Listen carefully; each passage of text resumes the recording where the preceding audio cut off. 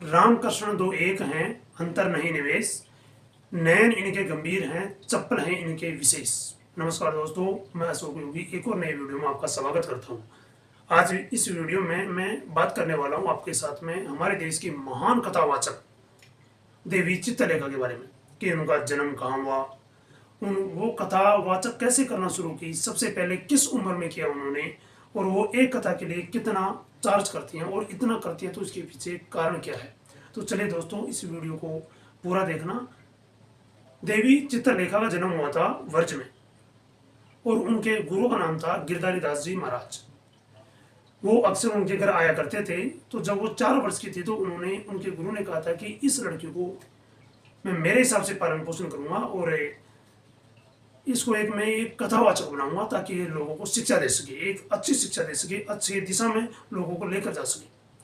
इन्होंने जो अपनी पहली जो कथा शुरू की थी वो की थी 7 वर्ष की उम्र में। वो जो ये श्रेय देती हैं वो भी देती हैं अपने गुरु महाराज को, क्योंकि वो अक्सर इनको राधा रानी के बारे में, कृष्ण जी के बारे में बताया करते थे कि ये राधा रानी के भजन भाव और कथावाचक जो पूरी प्रेरणा है जो इनको अपने गुरु से मिली थी, गिरधारी दास जी के महाराज से।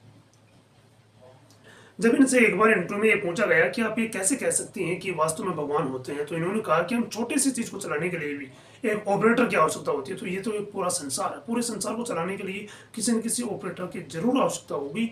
और वो जो वास्तव में इस संसार में सभी जीवों के बीच में एक सामंजस्य जो बिठा रखा है, उस ऑपरेटर को हम हमारी तरफ से भगवान कहते हैं। वो भगवान है। और यदि हम हमारे मन से वास्तव में भगवान को मानना शुरू करें तो वास्तव में हमें ये एहसास होता है कि हाँ, एक ऐसी शक्ति है कि जो वास्तव में हमारा साथ देती है, वास्तव में इस संसार को वो चला रही है।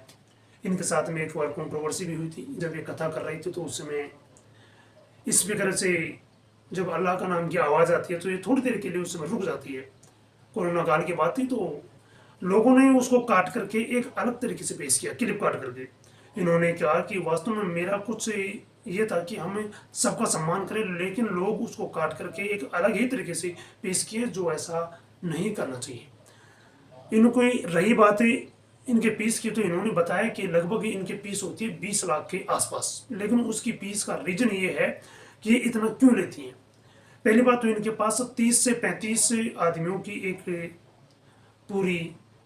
पूरे आदमी चलते हैं, और साथ में उनके पास कई गाड़ियां होती हैं और कई उपकरण भी होते हैं। तो उनमें खर्चा होता है, और साथ साथ उन व्यक्तियों को भी देना पड़ता है ताकि उनका घर परिवार चल सके। और साथ में जो पैसा बचता है उनके लिए एक ये गौशाला नहीं, एक खोल रखी है गौ अस्पताल, ताकि गायों की ये सेवा कर सके। इन्होंने ये स्वयं एक इंटरव्यू के माध्यम से बताया है। इन्होंने सबसे पहले जो गौ अस्पताल खोलने का जो रीजन था वो ये था कि 2013 में ये एक कथा कर रही थी। उस समय एक गाय थी, वो बीमार थी, वो तड़प रही थी। तो इन्होंने सोचा कि गौशाला तो सभी खोलते हैं, मैं एक गौ अस्पताल खोलती हूँ और गायों की सेवा करती हूँ। तो शुरू में इन्होंने एक गाय से शुरू की थी, और आज लगभग इनके पास 400 से 500 गायों की व्यवस्था है। अर्थात ये कह सकते हैं कि लगभग 400 से 500 गायों का अस्पताल है, और ये वहाँ पर उनकी फ्री में बिल्कुल इलाज करती हैं। इसके बाद में बात करेंगे इनकी शादीशुदा की लाइफ के बारे में। तो वास्तव में हाँ, ये शादीशुदा हैं।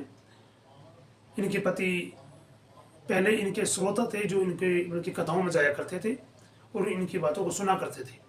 और इन्होंने ये एक इंटरव्यू के माध्यम से बताया भी है कि जो इनके घर वाले हैं, इनके पति हैं, इनकी सासू माँ है, इनको कभी आज तक ये परेशान नहीं किया कि तू कथा क्यों करती है, क्यों जाती है। उन्होंने इनको सपोर्ट किया कि ये एक अच्छी बात है कि हमारे देश के लोगों को, नव युवकों को एक जगाने की ये एक अच्छी बात है कि ताकि उनको जगाया जा सके, अपने धर्म के प्रति उनको जागरूक किया जा सके।